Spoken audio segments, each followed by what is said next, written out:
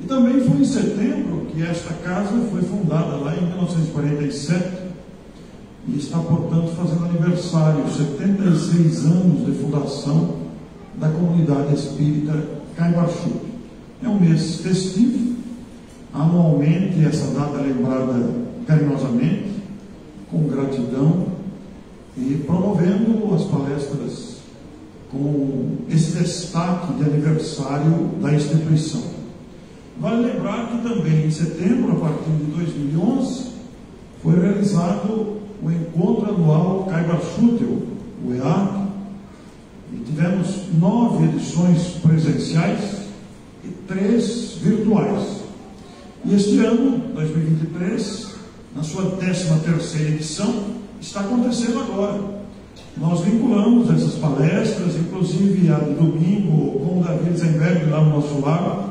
No próximo domingo teremos no nosso lar também a presença do Marco Maiuri, e hoje com o nosso Otacílio, configurando a edição 2023 do EAC. Nós repetiremos a transmissão dessa palestra no nosso programa de quinta-feira, às 9h30, para caracterizar esta edição agora diferente, né? Deixamos o presencial devido aos altos custos do evento para valorizar aí a transmissão online. Mais fácil de organizar, de realizar, sem maiores custos. Então é uma honra estarmos aqui reunidos nesta noite. O mês inteiro é festivo. A semana passada tivemos o Edmir Garcia, a semana que vem teremos o Dr. Almeida Júnior, também de São Carlos, e na última quarta-feira teremos o Sidney Fernandes, de Bauru, ligado ao Centro Espírita Amor e Caridade.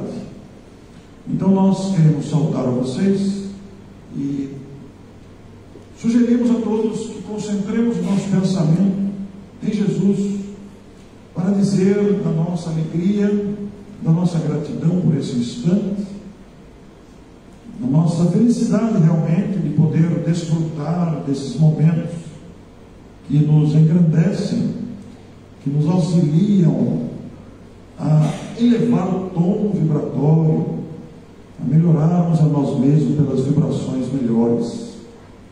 A nossa gratidão a Jesus, a nossa gratidão a Caibaçu, esse grande nome do trabalho espírita. E aqui estamos, portanto, agradecidos, esperando e desejando que as nossas humildes vibrações, de todos nós somadas aqui, se estendam para outros lugares, onde haja perturbação, dor, onde haja dificuldade, que não temos nem condições de dimensionar, mas que essas vibrações suaves atinjam a mais pessoas em toda parte. Muito obrigado, Senhor. Então, a nossa saudação a todos, e a nossa saudação principalmente ao amigo Otacílio, conhecido professor de São Carlos, ligado ao USP, já aposentado, mas um amigo especialmente, muito mais do que o professor Otacílio, um grande amigo, né? Muito querido, muito respeitado, muito requisitado. É uma criatura que nós gostamos de encontrar. A simplicidade do seu coração, a sua humildade, o seu jeito de estar conosco é algo que nos felicita bastante.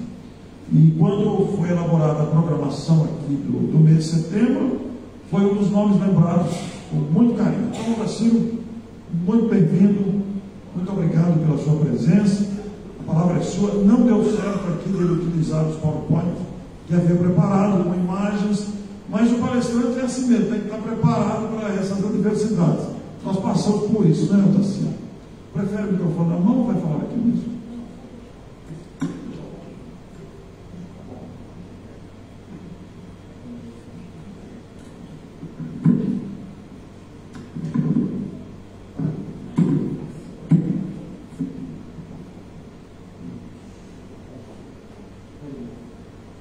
Queridos irmãos, queridos amigos, é uma alegria muito grande estar aqui com vocês para falar de um tema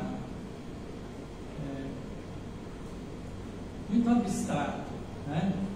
Então vou convidar vocês todos a pensar comigo, né?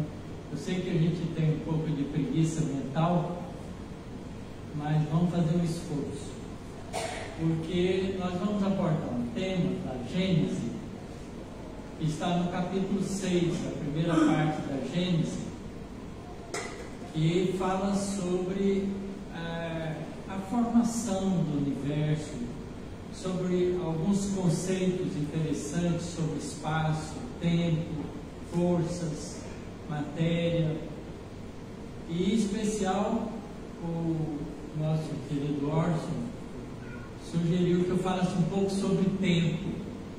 Então nós vamos brincar um pouco sobre tempo aqui, porque esse é um conceito muito complexo, mas ao mesmo tempo é simples, né?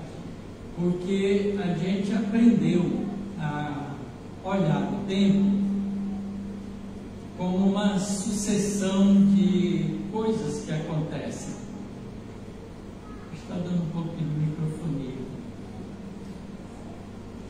Então, vocês imaginem, quando nós éramos homens das cavernas, que a gente acordava, porque quando ficava escuro, a gente tinha que dormir, né?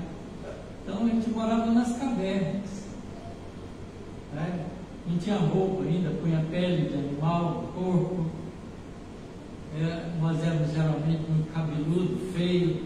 Na época não existia pente, então a gente não penteava o cabelo. Imagina o que era, uma bagunça, uma coisa feia, mas era assim que a gente vivia.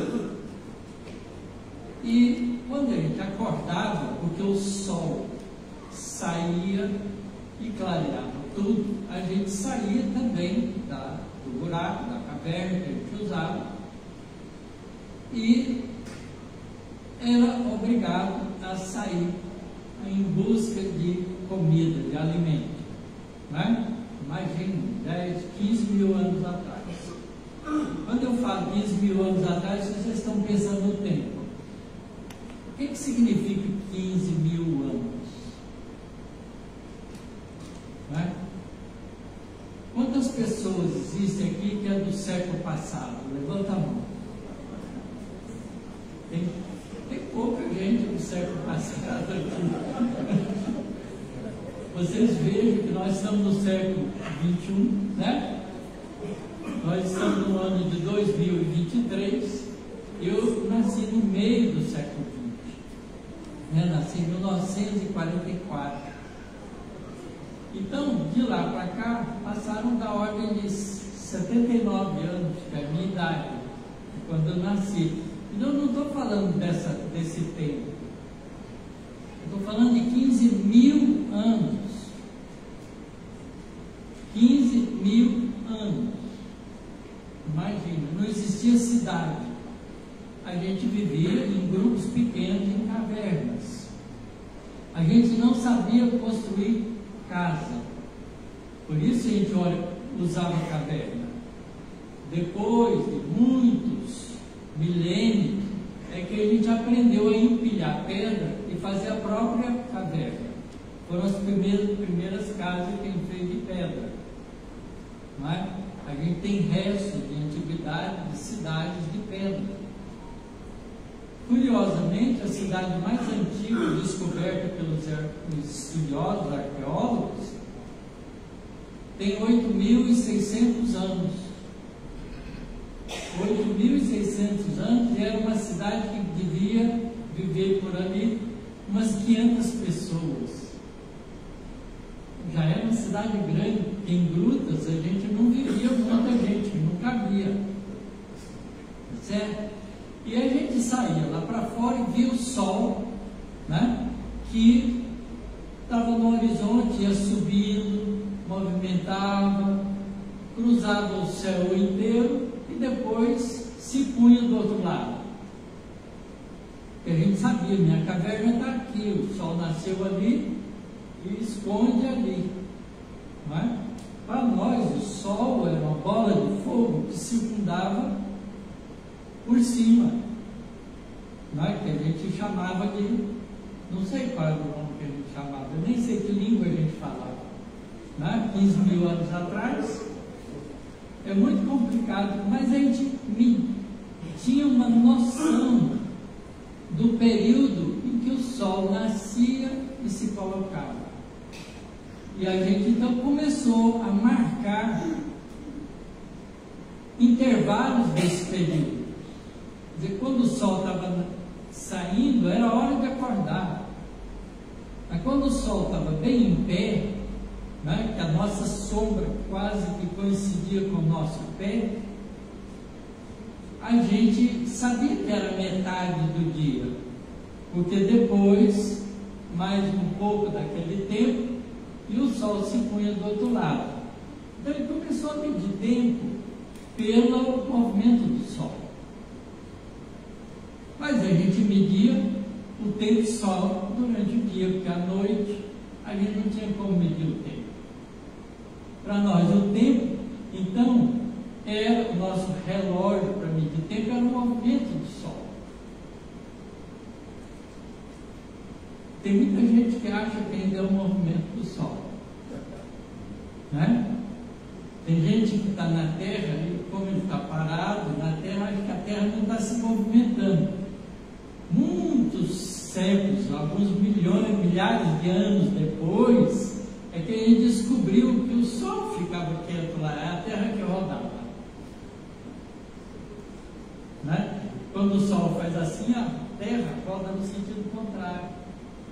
Por isso a gente vê ela nascer, né, e depois morrer. Então a gente descobriu, né, muito tempo depois, que o movimento era desse jeito. Mas a gente não tinha jeito de marcar as coisas senão através do movimento do Sol. Então a gente até inventou um relógio do Sol, que era simplesmente pegar uma varinha, enfiar no chão e olhar a sombra. Quando o sol estava nascendo lá, a sombra da varinha era comprida para lá. À medida que o sol ia subindo, a sombra ia diminuindo de tamanho até ficar um ponto e depois invertia, a sombra vinha para o outro lado. Então ele sabia que a metade do movimento do sol era exatamente quando a sombra estava batendo no pé, onde a varinha estava enfiada no chão. Isso é um relógio de sol. Depois a gente inventou relógio de sol tão sofisticado que a gente mede minutos com ele. Curioso isso também.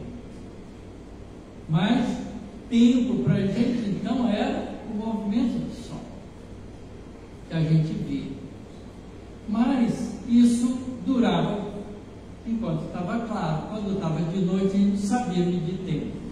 Então, como a gente não estava muito preocupado em medir tempo, a gente dormia, né? E acordava no dia seguinte.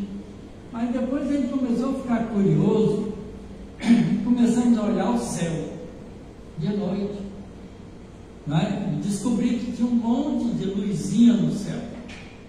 E se a gente passasse a noite inteira olhando aquela luzinha, a gente via que elas se movimentavam. Elas também faziam movimento. Até a luz do sol sair e apagar aquela luzinha toda. Então ele começou a medir o tempo à noite pela posição das estrelas. Eu não sei se vocês já fizeram essa experiência. Um dia, se vocês tiverem coragem, deita no jardim da casa de vocês e fica olhando o céu. Escolhe um dia que não chove, vocês não olharem. Mas façam essa experiência pelo menos uma vez na vida e veja como o céu, as estrelas se movem no céu. Eu fui obrigado a fazer essa experiência porque eu fui para os Estados Unidos uma vez, junto com a minha esposa, que já está no mundo espiritual, e a gente pegou um terremoto violento. E a gente não podia dormir dentro de casa, porque o terremoto continuou tendo muito balanços ainda, depois, que eles chamam de movimentos, né, posteriores, em inglês chama aftershocks, né, choques depois do grande choque que foi o terremoto. E a gente então tinha que dormir fora de casa, porque se desse um outro terremoto grande, a gente podia machucar dentro da casa. A gente dormia no jardim. Só que a gente não dormia porque a gente estava emocionalmente alterado por causa do terremoto, que foi muito grande.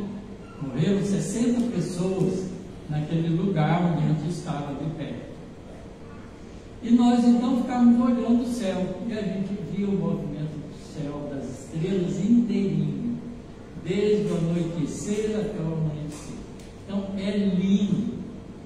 Façam essa experiência alguma vez na vida. Arma uma barraquinha lá no quintal, tá certo?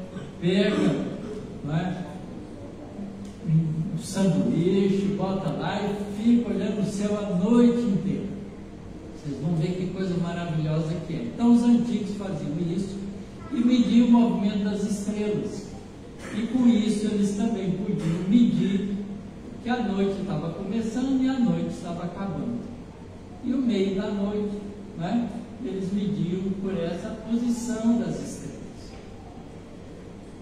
E isso então virou um relógio um pouquinho mais completo, porque a gente media pela luz do sol, pela sombra, durante o dia, e à noite, se precisasse, pelo movimento das estrelas. Mas a gente observou, né, cuidadosamente, que no céu existia uma bola que ficava de vez em quando inteiramente iluminada. Mas às vezes ela diminuía o tamanho, ia ficando metade iluminada, às vezes ficava um pouquinho só, às vezes sumia, ficava escura. Aí a gente começou a observar a lua, e a gente viu que a lua, durante vários movimentos do sol, então a gente chamou o movimento do sol de dia e a noite das estrelas, e a gente então começou a observar que a lua mudava o brilho dela, desde uma parte inteiramente escura, depois começava um clarozinho, que é a luz que a gente chama de lua, que começa a crescer, né? E ela vai crescendo até ficar exatamente a metade. Depois ela continua iluminada até ficar inteiramente brilhante. E a gente contou quantos dias, quanta luz do sol precisava para ela de escuro ficar metade iluminada. E deu 7. Depois, para ela ficar plenamente cheia, toda brilhante, redondinha, mais 7. Depois, para ela começar a diminuir de novo, ficar metade, agora invertido, em vez dessa metade clara, essa metade ficava clara, não é? Então, uma hora ela parece um D, uma hora parece um C, né? Então, uma é crescente do D e outra é crescente do C. A gente pode fazer essa analogia. Olhem a lua. E então a gente viu que cada 7 dias, cada 7 iluminação do sol, a lua mudava a iluminação dela de 1/4 da sua luz. Então ela ficava 1/4 iluminada, depois inteiramente iluminada, depois 1/4 iluminada, depois escura completamente. Então dava 4 vezes 7 dias, e aí se repetia a mesma coisa. Então a gente percebeu que cada 28 dias do sol, a gente tinha um ciclo inteiro de iluminação da lua, de lua cheia, para diminuir, ficar escura, depois voltar a ser cheia de novo. 28 dias. E aí a gente começou a contar isso como um mês. A gente chama isso de mês lunar. Mas na época a gente não chamava de mês, dependia do povo. Se vocês lerem a Bíblia, o Velho Testamento, vocês vão ver em alguns lugares as histórias do Velho Testamento contando que fulano ou ciclano viveu 960 anos. Aí a gente viu assim, mas como é que naquele tempo eles viviam tantos anos e agora a gente não chega a 100 anos, né? Sabe quantas pessoas existem no mundo que tem mais de 100 anos? e 2.000 pessoas só. Não é? Porque geralmente a gente morre antes. Mas tem pessoas que vivem mais de 100 anos. Mas elas são raras. Então, no mundo inteiro tem entre 1.000 e 2.000 pessoas que têm mais de 100 anos. O resto, dos 8 bilhões de pessoas, todos nós temos menos de 100 anos. Quer dizer, a absoluta grande maioria. Né? Então, como é que aqueles antigos podiam ter 960 anos? É que a gente tinha povo que chamava o mês lunar de ano lunar, não mês. Então, se você pegar 960, que era o número de luas cheias que ele tinha vivido, quer dizer, ele acompanhou 960 vezes a lua, indo de lua cheia, diminuir, ficar escura, voltar a ser cheia de novo. Então, se a gente pegar hoje, que a gente sabe que o nosso ano tem 365 dias, e dividir por 28, que é o período de movimento da Lua, dá 13. Então, o ano que nós chamamos hoje corresponde a 13 luas cheias. Se eu pegar 960 e dividir por 13, dá quanto? 74.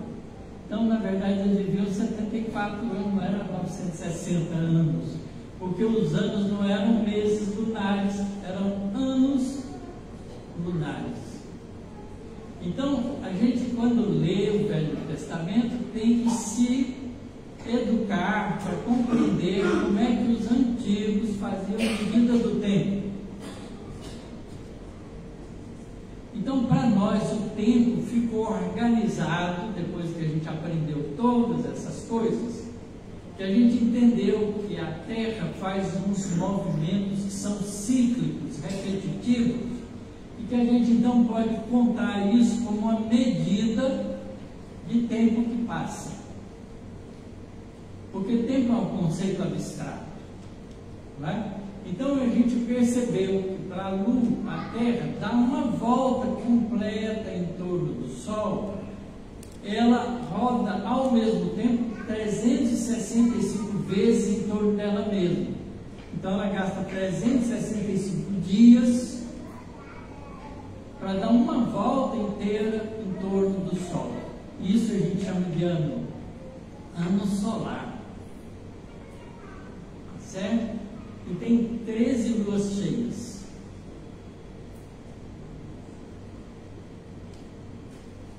Muito interessante. Tem gente ainda que usa calendário lunar, não usa calendário solar.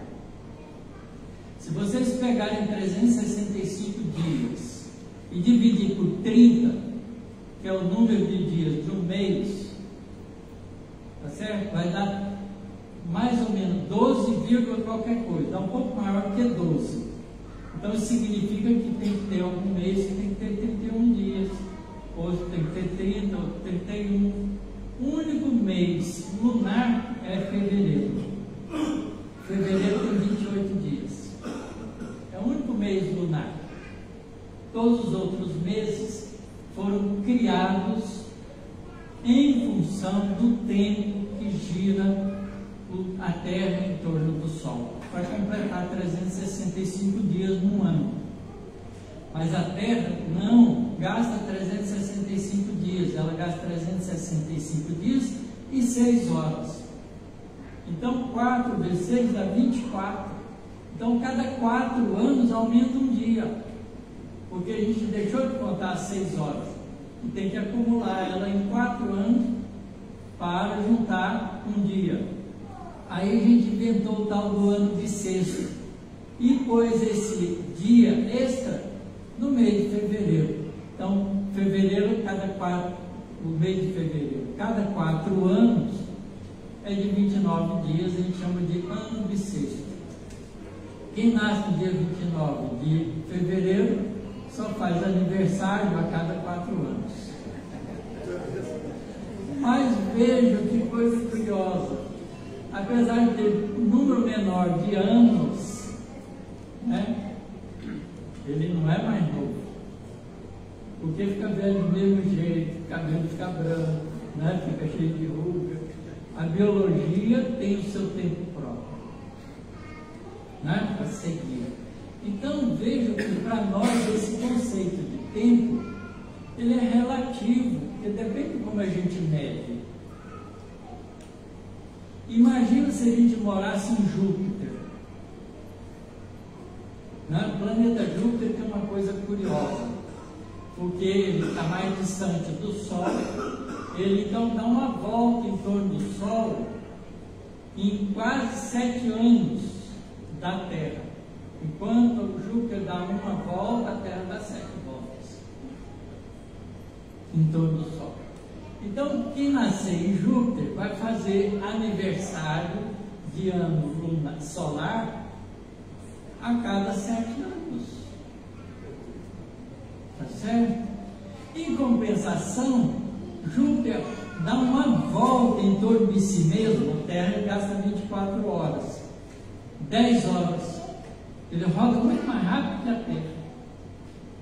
Então, o ano jupiteriano tem uma quantidade de dias jupiterianos enorme, porque dá 2 vezes e mais um pouquinho, né, do tempo de rotação da Terra, porque ele roda muito mais rápido.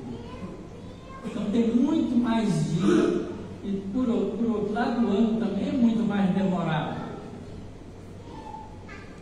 Mas quem estiver lá em Mercúrio, que está pertinho do Sol, sofre de um problema muito mais sério para medir tempo. Por quê?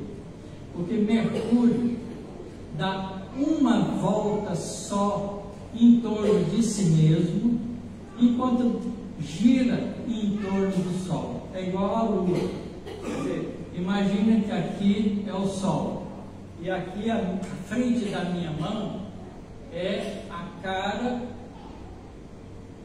de Mercúrio que está iluminado pelo Sol. Mercúrio faz assim, ó, vai rodando em torno dela mesmo e em torno do Sol. Mostra sempre a mesma cara do Sol. O outro lado fica sempre escuro. Então, a cada dia mercuriano é equivalente a um ano mercuriano. E o ano mercuriano gasta 80 dias da Terra. Porque ele está mais perto, ele gira mais rápido. Tá certo? Então veja que se a gente fosse de Mercúrio, a gente mediu o tempo completamente diferente. Então, tempo para nós é uma grandeza de sucessão de eventos e que a gente padroniza para medir tempo. Tá certo? E depende da referência que a gente tomou. Se a gente tomar a Lua é uma coisa, se a gente tomar o movimento da Terra e o Sol, da Terra em torno do Sol, é outra. Então é arbitrário essa escolha em função das nossas necessidades, da nossa realidade de vida num determinado lugar. Se a gente entrar numa caverna escura, que não tem luz do Sol, não entra luz nenhuma, você pode entrar até com a vela. Se quiser, pode acender uma vela lá dentro, ou um lampião que dure o tempo que você quiser. Você fica no claro, fica no escuro, não importa. Depois de uma semana lá dentro, a gente perde completamente a referência de tempo. A gente não sabe se é dia, se é noite, né? Quantos dias você ficou lá dentro, você perde a noção completa do tempo, você não tem referência. Você está dentro da caverna, não está vendo o Sol, não está vendo o movimento da Terra, não tem luz lá, você acende a luz a hora que você quiser. Estou cansado de ficar no escuro, acende a luz. Mas o seu tempo é o seu cansaço. Então você perde a noção de tempo. E você pode ficar ali uns 20 dias e achar que ficou um ano, porque você não tem referente. Então o tempo é uma concepção mental. Imagina se a gente fosse um espírito livre, saísse da Terra e ficasse no espaço cósmico, longe de todas as estrelas, vendo tudo como pontinhos brilhantes. Não tem terra, não tem nada, você está no ponto do universo. Como é que você vai medir o tempo? Complicou, né? Como é que o tempo será para o espírito? É diferente, com certeza é diferente. Um espírito livre, como Jesus, que pode ficar aonde quiser no universo, tem um espírito capaz de ir e vir pela casa do Pai Celestial, que é o universo inteiro. Ele é um cidadão cósmico, que é um espírito puro. Ele não precisa viver esse planeta nenhum, porque ele já progrediu tudo que precisa progredir. É espírito puro, angelical. Como é que ele mede o tempo? Quando Jesus diz assim: eu me vou, mas voltarei, não vos deixarei órfãos. Vou, porque há muitas moradas na casa de meu Pai, mas vou preparar para vós a morada, para o qual vocês ficarão comigo, e virei buscá-los. Jesus prometeu isso. A gente está até hoje esperando, não é? Será que ele vem? Será que ele não vem? O que é o tempo para Jesus? Jesus disse assim: essa geração não passará sem ver essas coisas acontecendo. Que geração é essa que Jesus está falando? A nossa ou a dele? Porque se for a nossa, já passou milhares de gerações. Mas se for a dele, que a medida de tempo dele é diferente da nossa, a gente não sabe exatamente quando é que ele virá, não é? Os Espíritos bondosos estão dizendo que é agora, que nós estamos mudando de mundo de expiação e prova para regeneração. Quer dizer, ele preparou ao longo desse período, desde a vinda dele até agora, a evolução do nosso planeta, para que nós chegássemos a um estágio de evolução capaz de fazer uma seleção e deixar aqui na Terra somente aqueles que quiserem viver com amor no coração. E aqueles que não quiserem ainda, quiserem continuar egoisticamente, vão ter que deixar a Terra, porque a casa do Pai que ele preparou é essa aqui. É essa Terra, nosso planeta. Porque ele é o diretor espiritual desse planeta. Apesar de ele estar longe, aonde ele quiser ir, ele está perto. Porque Jesus é o Espírito que o ir e vir é livre. Ele vai e volta quando quiser. Não precisa de comprar passagem de avião. Espírito livre vai aonde quer. E Jesus então conhece toda a evolução do nosso planeta, porque ele dirige a evolução do nosso planeta. Mas o tempo que ele mede é diferente do tempo nosso. Ele falou isso: eu vou me embora, mas não vos deixarei órfãos, vou mandar um Consolador. Quando chegar o tempo certo, ele virá e ficará convosco até a consumação dos séculos. Lembrará tudo que eu ensinei, adiantará novas informações e corrigirá todos os erros nas minhas lições inseridas pela ignorância humana. E mandou o Consolador. que é a doutrina espírita. Mas quanto tempo gastou para isso? Jesus, não é? Morreu pelo ano 33, 35, a gente não sabe direito, porque tem um erro de medida aí. Mas o Consolador chegou em 1857 anos depois da nova contagem de tempo que a gente fez a partir de Jesus.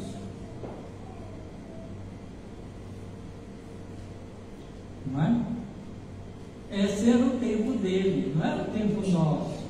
Ele não falou para ninguém que, olha, no ano de 1857, depois que eu nasci, eu vou mandar o Consolador. Vou pedir os meus espíritos que trabalham comigo para ir lá e revelar a verdade espiritual, e vou pedir para o Allan Kardec nascer lá para poder tomar as dianteiras no mundo físico para fazer esse trabalho. Ele não falou isso para ninguém, só falou que ia mandar. Quando? No tempo certo. O tempo certo é dele, não é o nosso. Então, medida de tempo espiritual, medida de tempo material é diferente. Então a gente não precisa ficar pensando nessas revelações malucas que aparecem aí, que no ano 2027 vai tudo de repente mudar. Não tem mudança de repente, tem mudança continuada, às vezes acelera, mas acelerar não é fazer de repente. Tá certo? Então essa transição planetária nossa não vai levar 5, 10 anos, não. Gasta 500 anos, 600 anos, 700 anos, o que for preciso. Porque ela não tem como objetivo a pressa, mas o aproveitamento máximo da capacidade planetária de abrigar pessoas que, mesmo de última hora, decidam com boa vontade mudar o comportamento. Então tem que dar chance para todo mundo. Tá certo? Isso é a medida de tempo que nós fazemos na Terra. Mas associada à medida de tempo, a gente tem uma outra grandeza que é muito importante para a gente também pensar, que é o chamado espaço. Espaço e tempo é um binômio curioso da nossa medida material. Espaço, para nós esse espaço aqui é grande, né? Cabe muita gente. Espaço, então, é um local onde a gente pode medir distâncias entre um e outros. Mas essa medida de distância também sofreu mudanças e ela é relativa. Qual é a distância que a gente percorre todo dia, ficando paradinho, sem se mexer, mas esperando a Terra rodar uma volta completa? Porque, olha, se a gente sentar na posição do equador da Terra, que é o lugar que tem o diâmetro, né, da esfera maior, se a gente sentar numa cadeira e ficar olhando para o tempo, a gente vai ver que vai mudar, que a Terra está rodando, você vai rodar uma circunferência da Terra, não é? Muito longa num dia, porque a Terra dá uma volta em torno de si em um dia. Sabe quantos quilômetros a pessoa anda sentado, sem se mexer, paradinho ali, deixando a Terra rodar e carregando ele? 40 mil quilômetros. 40 mil quilômetros num dia. Quem está no Equador anda todo dia sem sair do lugar 40 mil quilômetros. Não é curioso isso? A gente às vezes fala assim, você está parado? Não, quem fica parado é poste. Poste não fica parado. Poste roda junto com a terra. Olha essa brincadeira, percebe. Todo dia, por mais vagabundo e preguiçoso que a gente seja, a gente anda um enorme espaço, carregado pelo movimento da Terra. Mas se ela só rodasse em torno de si, já era muito. Mas ela, além disso, ela dá uma volta por ano em torno da Terra. Sabe quantos quilômetros dá isso? Quanto a Terra anda num ano? Imagina que ela não roda, ela só faz igual Mercúrio. Ela faz só a volta em torno do Sol em um ano. Sabe qual é mais ou menos a distância da Terra ao Sol? 150 milhões de quilômetros. Milhão é 6 zeros, 6 casas decimais. 150 milhões, então é 150 mais 6 zeros de quilômetro. Essa é a distância média da Terra ao Sol. Imagina que é uma circunferência. Como é que a gente calcula o comprimento da circunferência? Todo mundo fugiu da escola, não lembra mais. É 2 vezes o número π vezes o raio da circunferência. Π é um número mágico que vale 3,1416. Você pega 3,14, multiplica por 2, multiplica pelo raio da Terra, que é 150 milhões de quilômetros. Isso é o quanto você andou. Vamos fazer de conta que o número π não vale 3,14. Não gosto de fazer conta quebrada. Vale 3, tá bom? É uma aproximação. 2 vezes 3, 6 vezes 150 dá quanto? 6 vezes 150. Ninguém sabe?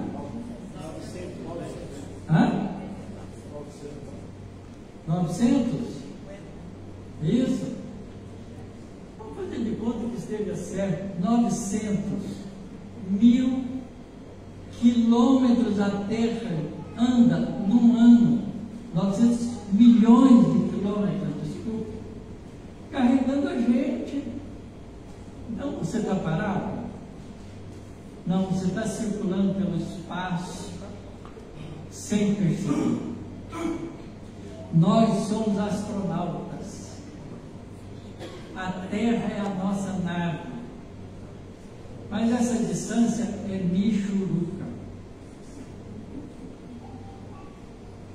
Sabe qual é a distância entre nós e a estrela mais próxima?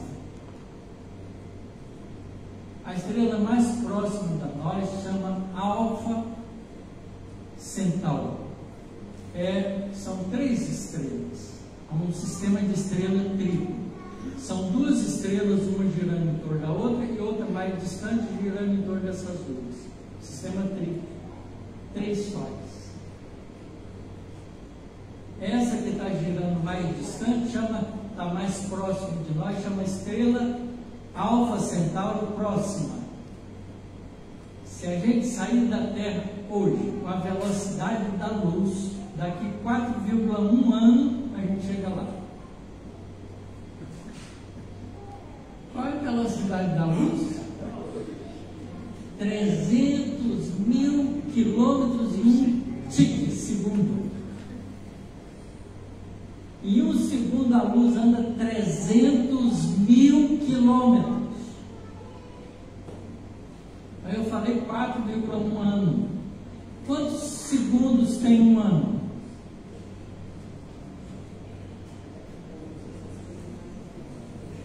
Vamos fazer conta? Vamos fazer conta.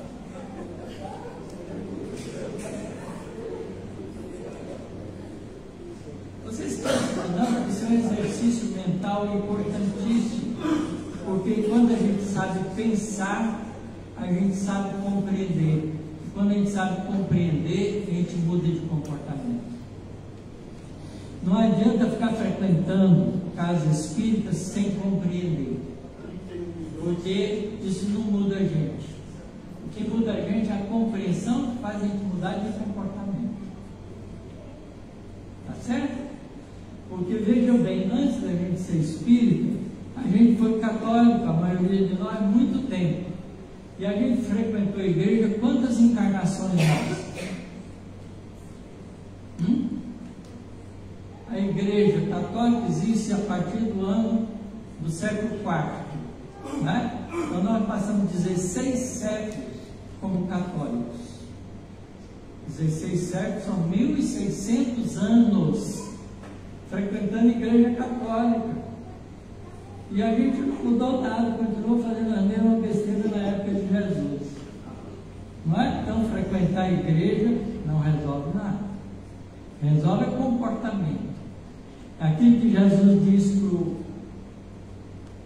doutor da lei. O doutor da lei chegou perto de Jesus e disse assim: Senhor Jesus, sei que você faz essas coisas porque está com Deus. O que devo eu fazer para entrar no reino dos céus? Como Jesus sabia que ele era um doutor da lei, doutor sabe, né? Sabichão. Ele tem doutorado, sabichão, né? sabe as coisas. Jesus então devolveu a pergunta para ele: o que é que está escrito na lei? Você é um doutor da lei. O que é que está escrito na lei? O que a lei diz? Aí o doutor da lei ficou meio sem jeito, né? Pensando que ia passar uma rasteira em Jesus, levou a dele. Ele teve que responder e mostrar que ele sabia. Então ele disse: amarás o Senhor teu Deus de todo o teu coração, de toda a tua alma, de toda a tua força, e amarás o próximo como a si mesmo. Aí Jesus: respondeste muito bem, faze isso e terás o reino dos céus. Não adianta só conhecer, é preciso aplicar, modificar comportamento. Olha só o que Jesus disse para ele: você já sabia, por que você me perguntou? Não é? Então o que te falta para ter o reino do céu? Fazer. Vai fazer o que você sabe que tem que fazer. Então não adianta frequentar centro espírita não, viu gente? Tem que compreender, entender, pensar, para incorporar o conhecimento e mudar o jeito de pensar e, como consequência, o jeito de agir. Então, fazer conta é importante. Então, vamos lá. Deixa eu pegar aqui a minha máquina de calcular. Todo celular tem uma maquininha de calcular, não tem? Aqui, a minha tem aqui. Maquininha de calcular. Então, vamos fazer o seguinte: quanto tempo tem um ano? 365 dias. Então, 365 vezes um dia tem 24 horas, igual 8.760 horas. Mas eu quero em segundo. Então, vou multiplicar por 60 para virar minutos. Desculpe, deixa eu apagar aqui, eu fiz a condição errada.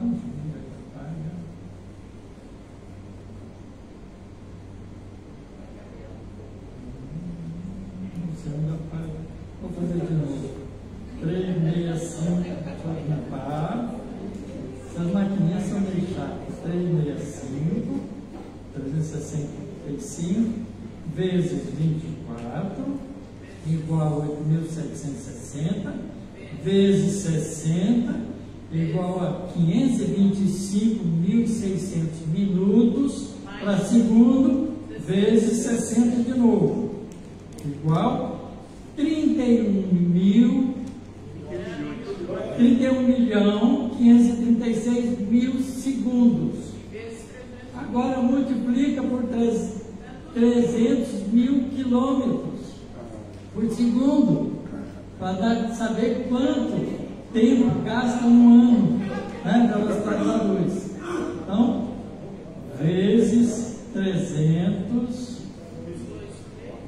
1, 2, 3, igual, deu 9,46 vezes 10 elevado elevado ao expoente 12.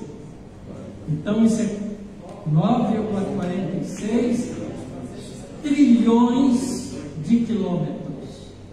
Porque é assim, 1000, milhão, bilhão, trilhão. 3, 6, 9, 12 0. Então, ver um ano viajando com a velocidade da luz significa percorrer o espaço de 9,46 trilhões de quilômetros para chegar na estrelinha mais próxima de nós. Na verdade, ela está 4,1, tem que multiplicar esse número por 4,1. Brincadeira, não é? E a estrelinha que a gente enxerga ali, ó, todo dia a gente observa ela é visível, a olho nu é brilhante. Quando vocês olharem para o Cruzeiro do Sul, para baixo do Cruzeiro do Sul tem 2 estrelas. A mais brilhante de baixo é a Alfa Centauri, é a estrela mais próxima de nós, é o Sol mais próximo do nosso Sol, é um Sol triplo. Nessa Alfa Centauri próxima, que é uma delas, que está mais perto de nós, tem planetas girando em torno dela, já foi descoberto. Nós temos irmãos vizinhos que moram logo ali. Espaço, não é? Mas para a gente chegar lá, a gente não pode viajar com a velocidade da luz com o corpo físico, porque o corpo físico não aguenta, certo? Então a gente só pode ir em espírito. Então eu não acredito, né, em extraterrestre, pura e simplesmente porque não tem lógica. Não tem extraterrestre senão espíritos. Então um espírito que mora lá na Alfa Centauri próxima, naquele planeta que gira lá, desencarnou lá, se ele ainda é encarnado, pode sair de lá e vir aqui. E aí, para comunicar com a gente, ele usa uma roupa igual a nossa, nasce num corpo físico. Então, pode ser que tem muita extraterrestre aqui, a gente não sabe, porque o espírito não tem estrela na testa de onde ele veio, né? Certo? Os mundos são solidários. Muitos de nós já vivemos em outros planetas e a gente não lembra. Vocês já leram Céu e Inferno, de Allan Kardec? Tem muitas comunicações de espíritos lá, e muitos deles falam que já viveram em outros planetas. A revista Espírita que Kardec publicou está cheia de informação desse tipo. E a gente fica querendo extraterrestre, homenzinho verde. Não tem homenzinho verde, só na fantasia. Mas espíritos podem migrar daqui para ali, porque o espírito, como não é feito de átomo, de estrutura atômica da matéria como o nosso corpo físico, de moléculas, ele, o espírito, pode viajar com a velocidade superior da luz e pode ir aonde quiser, se for espírito livre. Então, espaço não separa a gente. E eu falei só da estrelinha mais próxima. Vocês leram o livro Renúncia? Quem leu Renúncia? Acharam lindo? Onde é que mora Alcione? Num planeta que gira em torno da estrela Sirius. Ela viveu algumas vidas na Terra, né? A última foi lá em 1600 e pouco na França, como Alcione. Mas ela é um espírito que já evoluiu da Terra o suficiente para ir para um planeta mais adiantado. Então ela mora num planeta que gira em torno da estrela Sirius. Sabe da onde, quantos anos-luz tem daqui a Sirius? Logo ali. 8,6 anos. Se a gente viajasse com a velocidade da luz, em 8,6 anos a gente vai lá visitar o Silvio. Mas como espírito, a gente gasta muito menos do que isso. Porque o espírito viaja com velocidade muito, muito, muito mais rápido que a velocidade da luz. Por isso que ela pôde vir aqui e vir até preparar a encarnação dela e nascer. Ficou aqui um tempo com a gente, sofreu as consequências, ajudou quem ela foi, voltou para lá. E é logo ali. É uma estrelinha aqui, vizinha, é a estrela mais brilhante do nosso céu, da nossa noite, cheia de estrelas, Sírios. Mas nós estamos numa galáxia chamada Via Láctea, que tem mais de 200 bilhões de estrelas.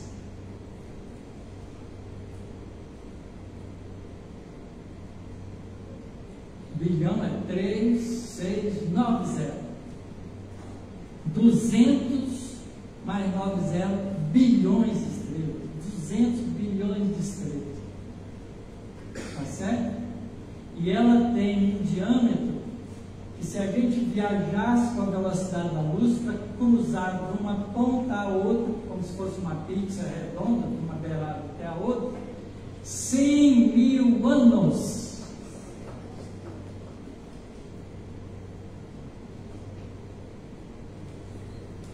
Tá certo? E ela representa o quê? Na linguagem dos espíritos, é uma cidade estelar. Cada estrela representa um arranha-céu. Cada planeta um apartamento. Nós moramos tudo num apartamento só, nesse cortiço humano. É bom a gente saber que o universo está cheio de coisa maravilhosa para a gente conhecer. É bom ser espírito, saber que a gente é espírito, porque a gente vai conhecer isso tudo. Eu vou visitar a Via Láctea inteirinha. Quem quiser pode vir comigo. Vou, claro que vou. Eu fui criado para conhecer toda a obra da criação divina. Não foi só eu que fui criado para isso, não, todos nós. Olha o que nos aguarda, gente, essa mesquinharia de brigar na terra por coisa nenhuma. E a gente tem um futuro brilhantíssimo pela frente. A gente não se dá conta, e eu estou só falando da Via Láctea. Quando a gente pega a nossa luneta melhorzinha, aponta na direção da constelação de Andrômeda, a gente vê uma fumacinha lá que a gente ajusta o telescópio e vê que é uma galáxia maior do que a Via Láctea, que tem 2 a 3 vezes mais estrelas do que a nossa. E para a gente sair daqui e visitar essa nova cidade estelar, nós estamos chamando galáxia de cidade estelar, um aglomerado de cidades, cada sol representa um prédio, não é? E os planetas apartamentos, tá certo? Essa cidade está a 2 milhões de anos-luz de nós. Isso é, se eu viajar com a velocidade da luz, vou gastar 2 milhões de anos para chegar lá. Meu corpo vai comigo porque ele não aguenta. Ele é transitório, mas eu, espírito imortal, faço isso. Porque eu sou imortal.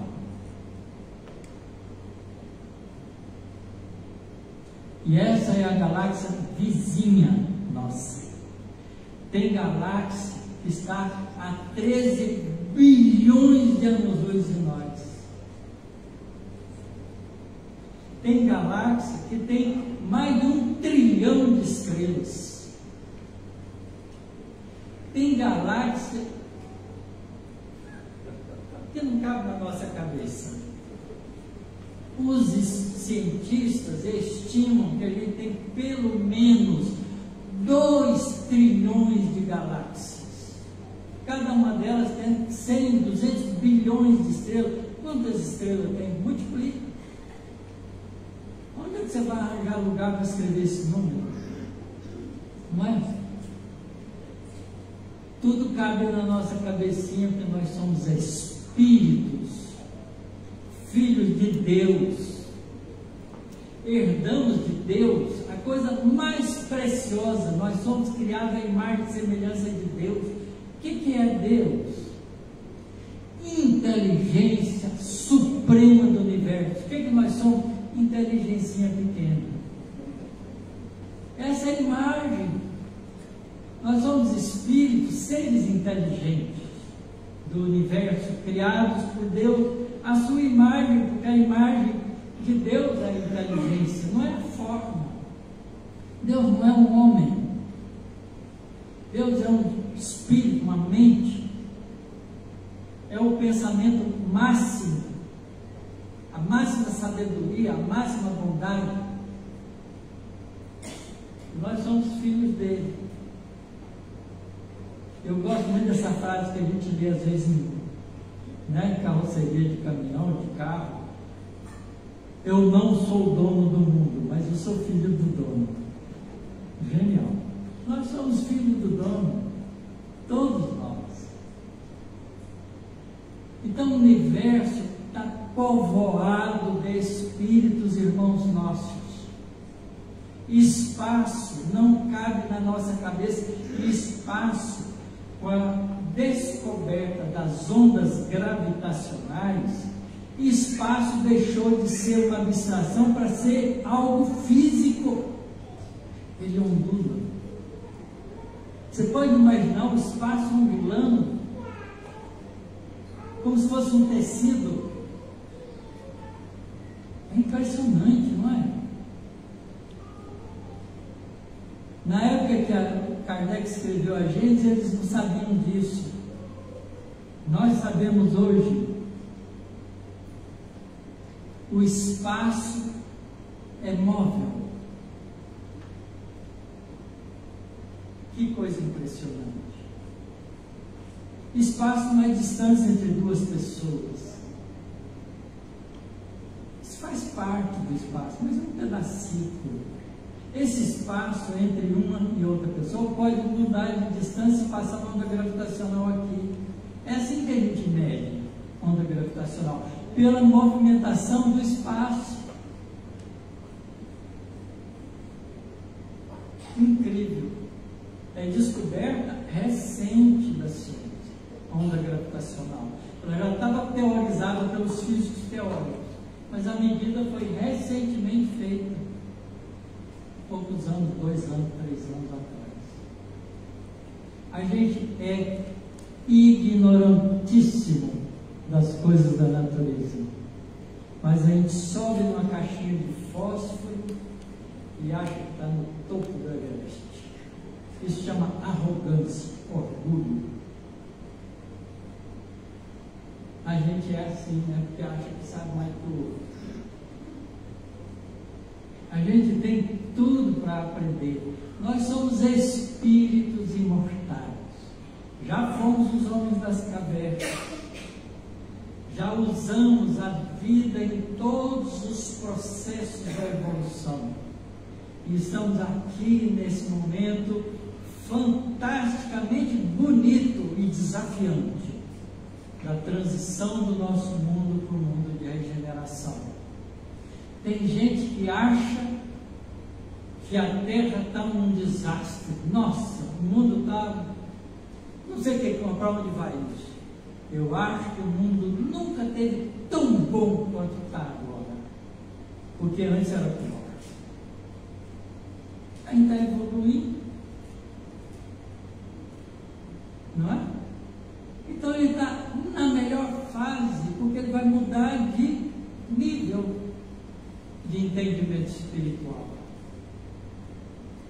Que importa se isso vai gastar 100 ou 200 anos? O que é 100, 200, 500 anos? 3 encarnações só para nós. Porque o intervalo entre uma encarnação e outra, vocês acham que gasta quanto tempo? Qual foi a sua última existência, Rocha? Acho que foi 100, 150 anos no máximo. Tem uma lição bonitinha chamada Espíritas pela Segunda Vez. No livro Ceareiros de Volta, psicografado pelo queridíssimo Valdo Vieira, mal lembrado pelos espíritas. Eu sou fã desse médico, que teve o direito de ter a vida que ele quis, que todos nós temos. Esse direito é inalienável. Mas enquanto ele estava trabalhando junto com o Chico, ele foi a mente maravilhosa e a mão carinhosa que escreveu livros preciosíssimos para nós. E Ceareiros de Volta é um deles. E tem um espírito que foi espírita, que desencarnou, escreveu através da mão dele uma lição chamada Espíritas pela Segunda Vez. Isto é, no momento que nós estamos vivendo hoje, já tem espíritos, pessoas encarnadas que estão sendo espírita pela segunda vez. Quanto tempo tem a doutrina espírita? Da ordem de 200 anos. Entre uma encarnação e outra tem da ordem de 100 a 200 anos, gente. Sabe quem disse isso? Os espíritos bondosos através de Moisés. Isso já tem informação desde Moisés. Qual é o primeiro mandamento da lei mosaica? Vocês lembram? Eu sou o Senhor teu Deus, que te tirou das terras do Egito, da escravidão. Não farás de mim, olha que lindo, imagem, seja usando as coisas da terra, seja usando as coisas do céu, seja usando as coisas do mar. O que ele está dizendo? Eu não sou material. Fazer imagem é material. Então Deus é imaterial. A imagem de Deus não é um velho de barba branca. Isso é invenção nossa. Deus é espírito.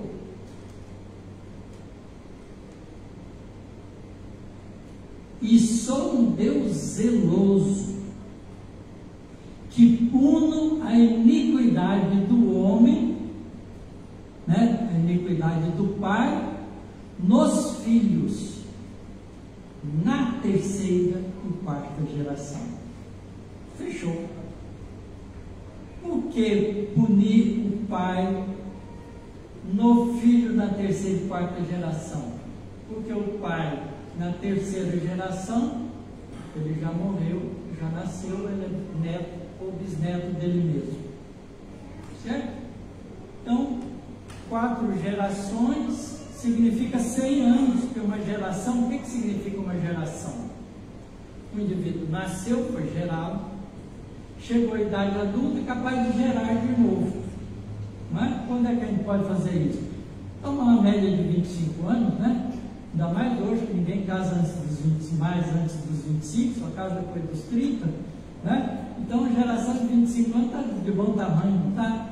4 gerações são 100 anos, entre uma encarnação e outra, 100 anos. Não é?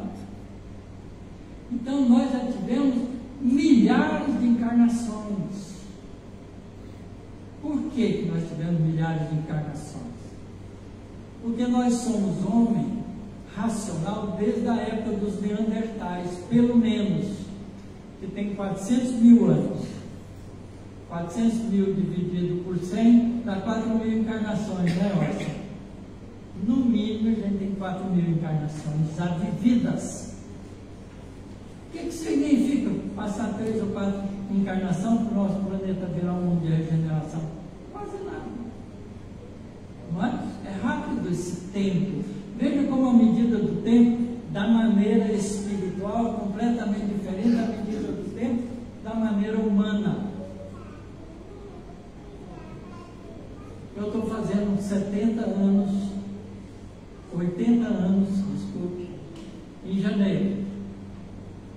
Parece que foi ontem que era um garoto de 18 anos que estava encontrando a doutrina espírita. A vida na Terra passa rápido. Então, uma encarnação vai assim. Então, mais 2 ou 3 encarnações, nós seremos espíritos de um mundo de regeneração. Então, para encerrar, convido vocês, todos, para fazer parte disso. Mas para ficar no mundo de regeneração, é preciso se comportar como um espírito que faz o esforço da regeneração. Qual é a diferença em um mundo de regeneração e um mundo de expiação e prova? No mundo de expiação e prova, ele faz 4 coisas. Quando ele vai reencarnar, planeja 4 atividades. Expiação, que é encontro com as consequências dos erros cometidos, das escolhas mal feitas. Provas, aquilo que a gente aprendeu, a gente tem que demonstrar que aprendeu de verdade, não tem que passar por provas. Tarefas, que essa é a coisa que a gente mais gosta de fazer, que a gente se exibe com ela. Olha como eu sou bom marceneiro, olha como eu sou bom mecânico, olha como eu sou um bom professor, né? Porque todo mundo, não, na cozinha ninguém mexe, eu faço, porque eu sou o melhor, né? Tarefeiros, nós somos tarefeiros. Gostamos de mostrar aquilo que a gente já adquiriu, de experiências, ao longo dessas milhares de encarnações. E aprende, continua aprendendo, porque está em evolução. São 4 atividades. No mundo de regeneração, a gente faz só 3. Provas,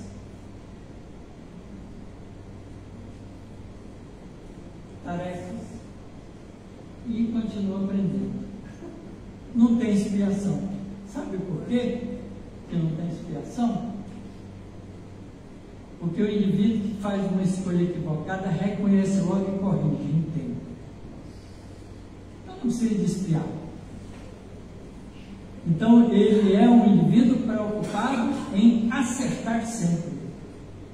Isso é que caracteriza o mundo de regeneração. O indivíduo que está fazendo o seu esforço para acertar. Se comete um erro, corrige em tempo. Não foi isso que Jesus ensinou para a gente? Reconcilia com o seu adversário enquanto está a caminho com ele. Porque senão, vira expiação. Você vai ser entregue ao juiz, o juiz vai te julgar, vai te entregar ao oficial de justiça, que vai te entregar ao carcereiro e pagarás até o último centavo. Isso é expiação. Jesus aconselhou 2000 anos atrás a gente não fazer expiação mais. Corrige em tempo. Errou, vai lá, pede desculpa. Deu prejuízo, vai lá e paga. Foi ofendido, perdoa. Não fica magoado. Coitado que fez errado, não daquele que fica magoado. Ficar magoado é errar.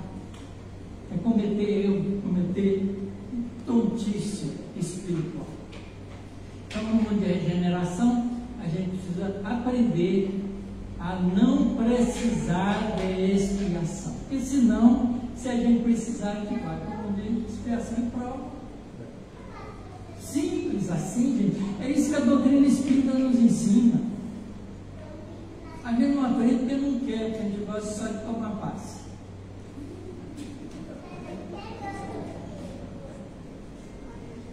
Que Deus nos abençoe, nos faça verdadeiros irmãos.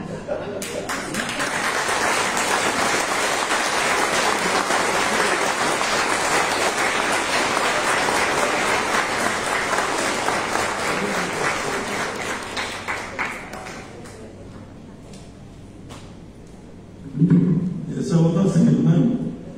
Brilhante, Tarcísio, obrigado. Eu fiz uma descoberta na sua palestra, viu, Tarcísio? Não preciso mais caminhar.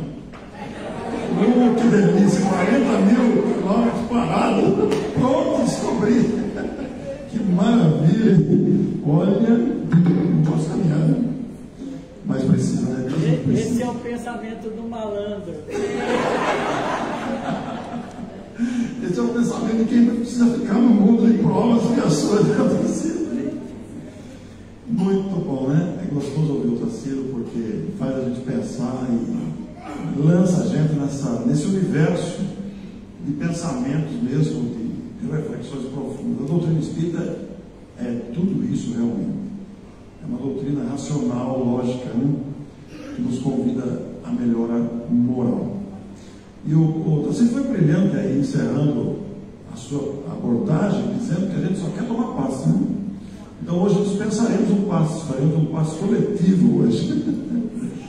Nós queremos, antes de passar para a prece final, nós queremos dizer que estão expostos lá no fundo do salão produtos em artesanato feito pelas mães atendidas pelo Projeto Família, lá do Núcleo Edo Mariani, que é realizado aos sábados.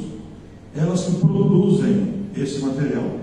Então está à disposição para quem quiser adquirir. A receita com esse material é revertida em favor de benefícios para as próprias famílias que ali trabalham, que são atendidas. Então está à disposição. É isso aí. Durante essas quartas-feiras de setembro, aniversário da comunidade, esses produtos estarão expostos. Vocês poderão constatar lá com as próprias mãos, com o próprio olhar, a qualidade, o carinho das produções artesanais. Quero convidá-los para a próxima quarta-feira. Estará conosco aqui o Dr. Almeida Júnior, que é também um São Carlense, colega lá do Otacílio, e estará conosco aqui na próxima quarta-feira.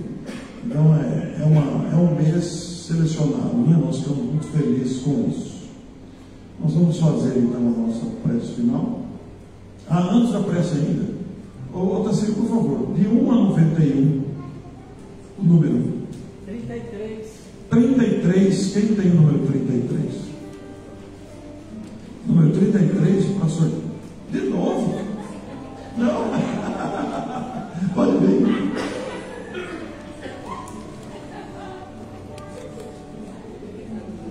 Tem alguém que está aqui hoje pela primeira vez? Foi ela, eu sei.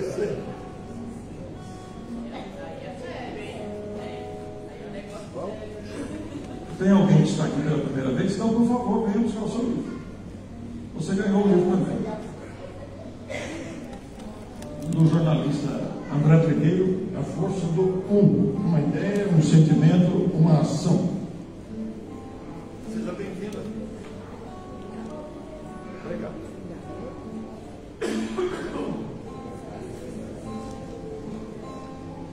Os amigos aplicadores de paz, pediríamos que vocês permaneçam de pé na lateral do salão, né? Nós vamos fazer a nossa vibração, vai ser um passo coletivo, e todos são beneficiados da mesma forma.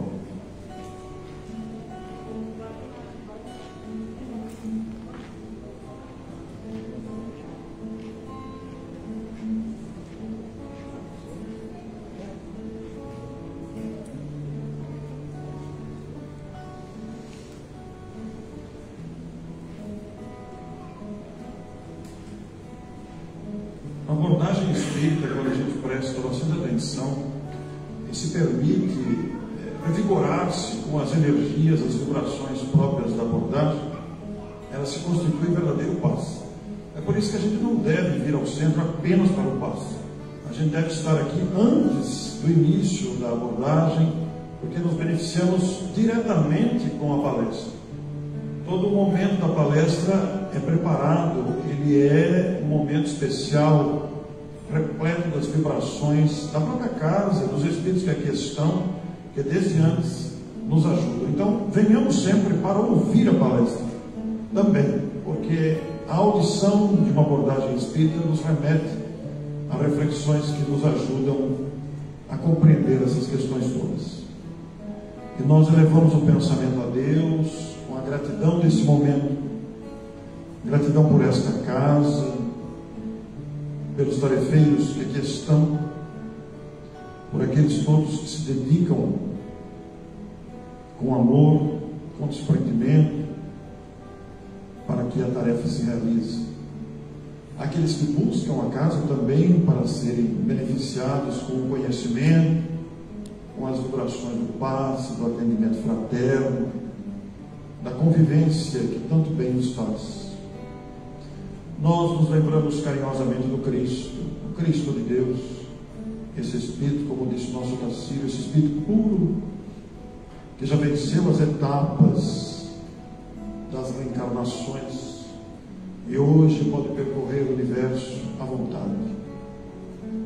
E pelo fato de estar na condição de co-criador, não se esquece de nós, os irmãos menores, entregues à sua solicitude, entregues aos seus cuidados. Cuida carinhosamente de todos nós, através de providências diárias, através de planejamentos abrangentes, para que façamos esse caminho de evolução nos aprendizados. O amor é tão grande que esteve pessoalmente conosco. Não o pudemos compreender completamente, mesmo ainda hoje. No entanto, não desiste de nós. Endereça-nos o seu afeto, o seu amor, a sua compreensão e envolve-nos na sua grandeza. Por isso, amado Jesus, grato pela sua presença, gratidão pela sua grandeza, nosso louvor ao seu amor a todos nós. Nós queremos ir até a sua grandeza. Desejamos caminhar ao seu encontro, apesar de nos faltar ainda subsídios, nos faltar ainda condições para tal. Mas estamos e desejamos acertar. Estamos aprendendo. É contínuo esse aprendizado e já temos essa consciência. Mas te pedimos, diante da grandeza de tua bondade, os recursos para que nos envolva, possamos reconhecer a nossa condição de filhos de Deus continuamente, não nos esquecendo da resignação, da perseverança, da renúncia, da paz e do trabalho.